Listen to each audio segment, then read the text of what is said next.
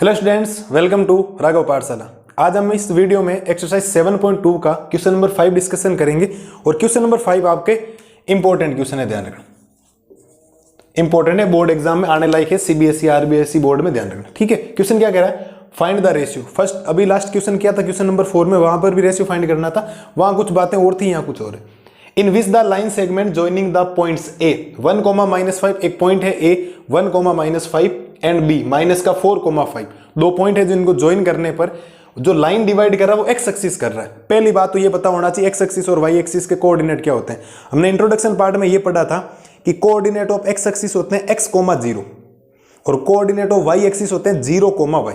ये बातें आपको इंट्रोडक्शन पार्ट पता होनी चाहिए, तभी क्वेश्चन क्या आएगा, इजी वे में समझ में आ जाएगा। ठीक है, ये तो हो गया पहले रेशियो फाइंड करना। फिर क्वेश्चन और है, also find the coordinates of the point of division. जो पॉइंट का डिवीजन होगा उसमें आपको वैल्यू भी फाइंड करनी पड़े, एक्स एक्सिस के कोऑर्डिनेट क्या आएंगे, क्योंकि एक्स एक्सिस का जो पॉइंट आएगा x, 0 आएगा, वहां y की वैल्यू तो 0 है बट x की वैल्यू नहीं है, वो x की वैल्यू आपको क्या करनी पड़ेगी, फाइंड करनी पड़ेगी। ठीक है, तो देखो इसका डायग्राम बनाते हैं। तो आंसर लिखेंगे पहले इसका। तो आंसर लिखने पर ये हमने बना दी एक लाइन, लाइन में ये a पॉइंट हो गया, ये b पॉइंट हो गया। a पॉइंट के जो कोऑर्डिनेट है वो है 1, -5 और b के जो कोऑर्डिनेट है वो -4, 5। इस बार जो पॉइंट आपको डिवाइड कर रहा है वो c ले लेते हैं और c है x एक्सिस पे, तो x, क्या हो जाएगा 0। मैं अभी लिख दूंगा लेट करके, ठीक है। और ये m रेशियो n में क्या कर रहा है, इसको डिवाइड कर रहा है। m रेशियो n में क्या कर रहा है, डिवाइड कर रहा है। तो आप सबसे पहले लिखेंगे let the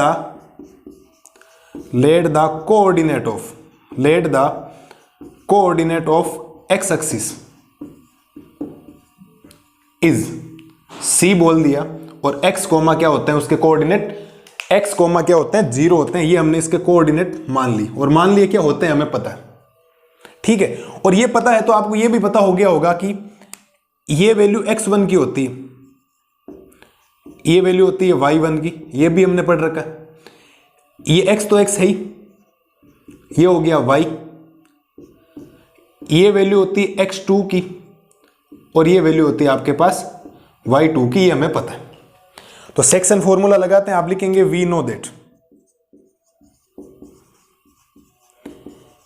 that from section formula. Section formula क्या कहता है कि अगर आपको x की वैल्यू चाहिए तो फॉर्मूला होगा mx2 प्लस का nx1 अपॉन में हो जाएगा m plus n, y equal हो जाएगा my2 प्लस का ny1 अपॉन में हो जाएगा m प्लस n। ये आपके सेक्शन फॉर्मूले का क्या होता है, फॉर्मूला होता है, सेक्शन फॉर्मूला होता है जिसको आपको ध्यान रखना है।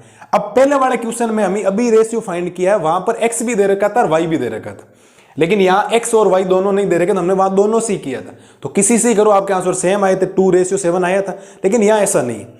यहां क्या करना पड़ेगा कि यहाँ x की वैल्यू तो x है लेकिन y की वैल्यू क्या है 0, तो हमें वो 0 लेकर करना पड़ेगा। x से इजी वे में आंसर नहीं आएगा क्योंकि x है ही नहीं आपके पास, जो वैल्यू आपको दे रखी उससे आपको करना पड़ेगा, इस बात को ध्यान रखना। तो हमें इस क्वेश्चन को क्या करना पड़ेगा, आगे बढ़ाना पड़ेगा। आगे कैसे बढ़ेगा, ये जो y है इस y की वैल्यू हम पुट करेंगे 0 इक्वल m आपको फाइंड करना है, यहां लिखा y2 का मतलब हो जाएगा 5 प्लस n मल्टीप्लाई, ये है y1, तो y1 की वैल्यू है -5, तो ये हो गया -5 अपॉन में हो जाएगा m प्लस n। थोड़ा सोल्व आउट करेंगे तो 0 इक्वल में आएगा 5m, प्लस को माइनस से करोगे -n को 5 से करोगे 5n अपॉन में आ जाएगा m प्लस n। ये जिस दिन इधर क्रॉस मल्टीप्लाई करोगे, क्या करोगे, क्रॉस मल्टीप्लाई करोगे तो ये आपके पास 5m माइनस का 5n की वैल्यू आ जाएगी 0, क्योंकि 0 को किसी भी नंबर से मल्टीप्लाई करने पर क्या हो जाएगा 0। अब देखो ये हो गया 5m इक्वल में हो जाएगा 5n, क्योंकि ये जब माइनस का ट्रांसफर करोगे उधर तो माइनस का किस में ट्रांसफर हो जाएगा, प्लस में। तो यहां तो m की जगह m है, ये लाओ डिवाइड में, इक्वल में हो जाएगा 5, ये मल्टीप्लाई वाला भेज दो डिवाइड में, तो m अपॉन n जो आएगा वो आएगा 1:1।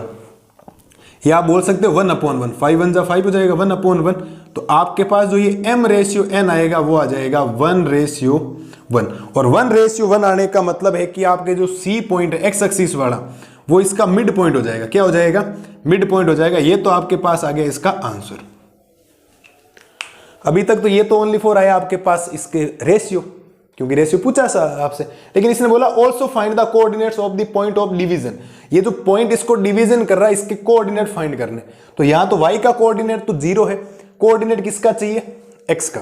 किसका कोऑर्डिनेट चाहिए, x का कोऑर्डिनेट चाहिए। तो x का कोऑर्डिनेट पहले फाइंड नहीं कर सकते, रीजन था कि यहां पर x1 x2 तो पढ़ा देंगे, x1 है x2 है, लेकिन वैल्यू किसकी नहीं थी, m और n की। तो पहले हमने काम किया, इसका रेशियो फाइंड किया कि m क्या आएगा और n क्या आएगा। तो m आया हमारे पास 1 और n भी क्या आया हमारे पास 1। तो अब मैं यहां पे वैल्यू पुट करूंगा तो मेरे पास क्या आ जाएगा, x आ जाएगा। मैं यहां वैल्यू पुट नहीं करूंगा, मैं यहां करूंगा, क्वेश्चन यहां करना थोड़ा सही नहीं रहता। ठीक है, सिस्टमेटिक करते हैं इसको। तो अब आप यहां पे लिखेंगे, उधर कर देता हूं। ठीक है, तो यहां से x आपको अगर फाइंड करना है तो x में m की वैल्यू तो जाएगी 1 है ना m की वैल्यू। ठीक है, और x2 चाहिए, x2 है आपके पास -4, लो सा -4 प्लस फिर है n, तो n भी आपके पास 1 है, तो ये हो जाएगा 1 मल्टीप्लाई, फिर है आपके पास x1, तो x1 है आपके पास 1 अपॉन में होता है m+1, m+1 का मतलब 1+1, तो ये हो जाएगा 1+1। तो यहां से जो x की वैल्यू आएगी वो आएगी -4 प्लस का 1 अपॉन में आ जाएगा 2, तो x की वैल्यू आ जाएगी -3/2। x की वैल्यू कितनी आई है, -3/2। तो यहां से आप एक लाइन लिख सकते हैं, सो कोऑर्डिनेट ऑफ, ठीक है, so coordinate of x axis is, so coordinate of x axis is -3/2, क्योंकि x की वैल्यू हमने फाइंड कर ली, y ऑलरेडी क्या दे रखा है, 0 दे रखा है। और ये इस क्वेश्चन का आपके पास फाइनल क्या आया बेटा, आंसर आया। क्वेश्चन इजी है, ओनली फॉर आपको लैंग्वेज के ऊपर ध्यान देना, लैंग्वेज ध्यान देती, मेन है बेसिक, पहले कंसेप्ट क्लियर होने चाहिए।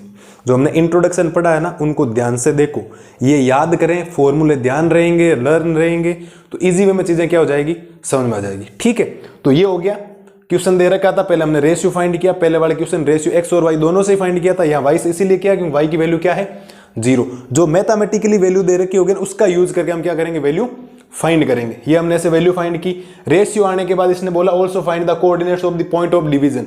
ये जो पॉइंट कर रहा है डिवीजन इस x, 0 यानी y तो 0 है, x चाहिए, तो x इससे निकलेगा, लेकिन दिक्कत थी कि m और n चाहिए, तो m और n हमने पहले फाइंड किया, 1:1, क्या आया 1:1। ये 1:1 यहाँ पुट किया, वहां उस फॉर्मूले, वहां फॉर्मूला लिखा नहीं, वापिस यहाँ डिवाइड किया, तो x की वैल्यू आएगी -3/2। तो कोऑर्डिनेट हो गए x एक्सिस के -3/2, 0। ठीक है, y एक्सिस वाला एक एग्जांपल है, आप उसको ध्यान से करें, हो जाएगा, इजी में हो जाए, कोई दिक्कत नहीं आई, आराम से हो जाएगा।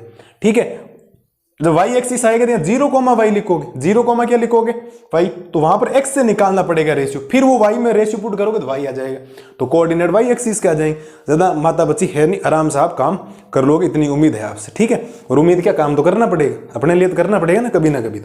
तो ये हो गया क्वेश्चन नंबर 5 का सोल्यूशन। मिलते हैं जल्दी क्वेश्चन नंबर 6 का सोल्यूशन लेके, तब तक के लिए थैंक यू।